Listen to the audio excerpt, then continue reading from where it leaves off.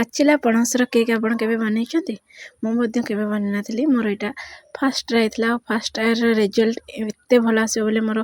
केबे भी आशा नथिला मते एते भल लागिवो मते तो छाडंतु जाको केक भल लागेनी जेमिति कि मो हस्बैंड सी मध्य कहबे कि जेबे पणस आसीबो ए केकटा बनेबो बोली मोर आशा नथिला केबे भी आम घर को आसवा सावित्री पणस 2 दिन लगातार खाइला पर मध्य किछि बळि जाइतिला मु भाबिले हो सेतरे पणसर आइसक्रीम बनैदेवी हेले पागटा जेमते ठंडा थिला मु ना आइसक्रीम खाइबाटा भल रहबनी सेते पई मु भाबिले केक बनैबे हेले आगरु केबे भी एमिति पणस रे केक बनै नथिली कोन बनै नथिली सिना हेले बनला पर एते टेस्ट लागला समस्त घरे बड़ लोक मानको मध्य बहुत पसंद आसला सेते पई आगो को आ जेबे भी पणस आसो मु केकटा निश्चय बनेबा चाहिबे हम घरे केक टी देखिबा को जतिकी सुंदर देखाउछ सेतिकी टेस्ट मध्ये हेतिला सेतिकी सॉफ्ट हेतिला स्पंजी हेतिला एटा मु बिना एग रे ओवन रे आपण चाहिले मध्ये बिना सुगर रे मध्ये बनै परिबे ए देखंतो मोर एतिकी सारा पणस बळि जाइतिला पाचिला पणस जोटा कि भल भाबरे पाचि जाइछ आ बहुत सारा मीठा मध्ये थिला आपण चाहिले मु सुगर किछि ऐड करथले आपण चाहिले स्किप कर परबे सेमिति मध्ये बहुत मीठा लागिवो कोन कले ना सब पणसर मंजी उडा बाहर करके ताको गोटे ब्लेंडिंग जार रे दे दिली ए देखंतो एमते सब मंजी उडा बाहर करनेबे तार हाथ रे भलो भाबरे बाहर करनेला पर सेतरे किछि क्षीर किबा अल्प 2 रु 3 चम्मच पानी देकी तार गोटे फाइन प्यूरी बनै देबे ए देखंतो एतिकी हैला मोर पणस किंतु एतिकी रे एते टेस्टी केक बनथिला कहबा मो एठी केक रे मिठा पई हाफ कप सुगर नहीं जाइए गोटे मिक्सचर जार रे सेतरे किछि दालचीनी 2टा लवंग 2टा गुजराती दे देछि बास्ना भल आसो आपन जदि पसंद न आसे ताले आपन स्किप कर परिबे सुगर रो स्टेप तक मध्य स्किप करके आपन सेतरे गुड़ बा आपन को पसंद रो जे कोनोसी आर्टिफिशियल स्वीटनर मध्य यूज कर परिबे बा कंप्लीटली स्वीटनर को मध्य स्किप कर परिबे कारण पणस रे भी मीठा अंश थाए केक टी अल्प मीठा लागिवो पणसर प्यूरीटा बहुत ठीक हेतला मु सेतरा अल्प क्षीर मिसेइली कारण परे आमे जेतेबेले सब अटा ऐड करबा सेतेबेले आमे तार कंसिस्टेंसी एडजस्ट कला बेले क्षीर मिसेबा ए देखंतो मु अल्प 2-4 चम्मच क्षीर मिसे कि तार कंसिस्टेंसी टिके थिन कर देली एबे आमे सेतरे गोटे ए जो छणा बा जाली रखि देबा जेमति कि सेटा फ्लोर टा टिके छाणी हे जिवो एटा अट्टा आपण चाहिले मध्ये मैदा यूज कर परिबे बट छोट छुआ खाइबा पई मु एठी अट्टा व्यवहार करछि मेजरिंग कप रे प्राय 1.5 कप अट्टा व्यवहार करछि आपण को जतिक आवश्यक से अनुसार व्यवहार करिवे 1.5 कप अट्टा पई मु half cup sugar powder use करछि ता सहित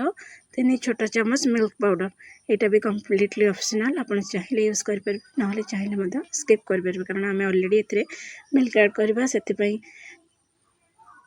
मिल्क पाउडर किछि भी आवश्यकता नहीं किंतु टेस्ट भल आसीबो देखंत एमती सब अट्टा सुगर पाउडर सब छाणला परे आ किछि जो सुगर पाउडर गेटा भला हेतो ताको हाथ रे एमती टिके भल भाबरे मिसे नला पर से टिके छाणी हे जिवो आ किछि दालचीनी रो टिकी टिकी अंश गुजराती रो चोपा मध्ये रह जायतिला से भी भल भाबरे बाहरी पडला एमती कि केकटा हमर पूरा स्मूथ बनिवो तापरे बे हम सब को धीरे धीरे मिसेबा आपण चाहिले एठ मध्य रिफाइन तेल बटर किबा घी रो यूज कर परिबे मिल्क ऐड करला समय रे मु परे यूज करछि किछि असुविधा नहीं देखंतो मु धीरे धीरे अल्प अल्प क्षीर देके ताको कंसिस्टेंसी एडजस्ट कला भीतर मिसेबी और जमा भी अधिक दे देबेनी पतला जदी हे जाय बैटर ताले केक फुलिबो तो किंतु बहुत पतला हे जिवो और टाण रहइबो नरम बनिवनी हेतबे मु अल्प अल्प क्षीर देके ताको भलो भाबरे धीरे धीरे मिसेइ नेछि एटी प्राय मोर मेजरिंग करबा कहबा गले गोटे ग्लास क्षीर रे यूज होइछि देखंतु एतिक थिक बैटर हमर दरकार आटू गाढ़ा नहे के पतला नहे तो एबे मु एतरे 3 टेबल स्पून रिफाइन ऑयल दे दोछि आपण चाहिले एटी बटर किबा घी मध्ये दे परिबे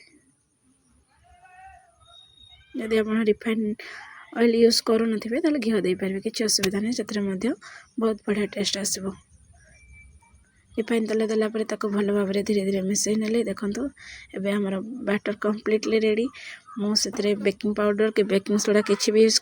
करिनी कारण म एतरे इनो यूज करबी ता भीतर मोडे कढ़ाई बसे देछि सेतरे किछि लूण दे देछि ए लूणटा मोर डब्बा रे सब बळे थाए म जते बळे केक बेक करे एथरे ही करे तापर गोटे स्टैंड रखी देली आपन पाखरे जदि स्टैंड नाही ताले आपन कोनोसी भी थालिया पे गिन्ना रखिकी ता ऊपर आपन केक टिन रखि परिबे मु जेहेतु एठी बेकिंग सोडा के बेकिंग पाउडर किछि भी यूज करनी सेथिं पई मु एठी गोटे इनो पैकेट यूज करछि केकटा अधिक स्पंजी हाँपाई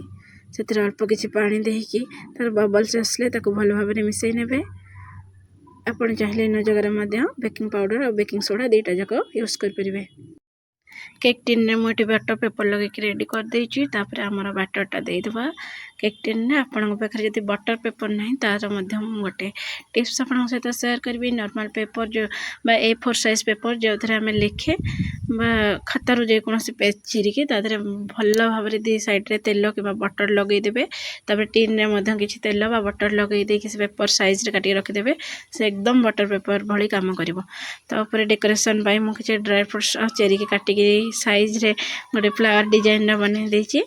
आपन को जमी पसंद बा जेकोसी ड्राई फ्रूट्स पसंद बा आपन चाहिए कम्प्लीटली स्टेप तक स्किप करेंगे। नॉर्मल केक आप सिंपल स्पंज केक स्पंज पसंद ताहले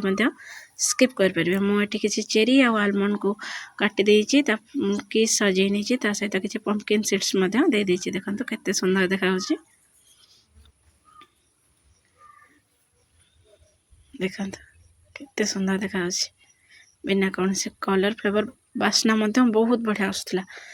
तो मोर ता भितर कड़ईटा गरम हो जाइथिला भल भाव में बसैकी मुझे बेक करने फास्ट 10 मिनट हाई फ्लेम रे बेक करने देखो 10 मिनट पर केक केमते देखा जाउची तापर ताको घोड़े देवी घोड़े सरला परे आउ 10-15 मिनट टिके लो मीडियम फ्लेम रे बेक करने एमती बारंबार आप खोलें बस केक रो बास्ना रे केक को बहुत थर सारा खोलुली बहुत थर खोलुली ये देखो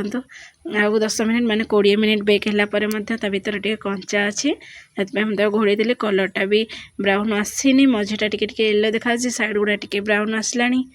किंतु साइड गुड़ा टिके लागू नथिला मझीटा टिके लागुला से आउ 10-15 मिनट लो फ्लेम रे बेक हाँपाई छाड़देली। एबे देखो एबे पूरा कम्प्लीटली केकटी भल भाव में बेक होगला टूथपिक पुरेले से किसी भी लगुनि तमें आम केकटी कम्प्लीटली बेक होगला और केते सुंदर कलर पूरा ब्राउन हो जाइए। केकटी ठंडा है आम तार बा कड़ई रू बाहर करके साइड गुड़ा टिके काटी ना काले लगी छाड़बनी भल से डिमोल्ड हेनी से मुझे छुरा 4 साइड लगे देती। एबे देखो केकटी आमर भल भाव में केते सुंदर भाव में बेक होती केते परफेक्ट कलर आसी आम बटर पेपरटा को छड़े नवा ये देखो केते बढ़िया भाव में बेक होती जमा भी लगुनि यहाँ बिना ओभन रे बनी कि बिना एग रे बनी एत स्पंजी देखा देखो आप देखिए जानीपे कलर और स्मेल कथा कौन कह बहुत बढ़िया लगुला मोर तो पूरा आग्राणी अर्ध भोजन होगला ये देखो आमती किसी भी इनग्रेडिएंट पड़े जो थे आप ठाकुर को भोग लगे पारे ठाकुर को भोग लगे खावाई चाहते तो आराम से भोग लगे पारे कारण ए वैनिला एसेंस कि किसी भी पड़े सेमती जो आम ठाकुर को भोग लगे पारानी